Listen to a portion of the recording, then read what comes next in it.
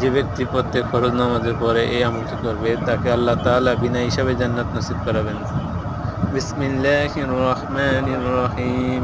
আল্লাহু লা ইলাহা ইল্লা হুয়াল হাইয়ুল কাইয়্যুম লা তা'খুযুহু সিনাতুন ওয়া লা নাউম লাহু মা ফিস সামাওয়াতি ওয়া মা ফিল আরদ من ذا الذي يشفع عنده إلا بإذنه يعلم ما بين أيديهم وما خلفهم ولا يحيطون بشيء من علمه إلا بما شاء وسع كرسي السماوات والأرض ولا يؤوده حفظهما وهو العلي العظيم।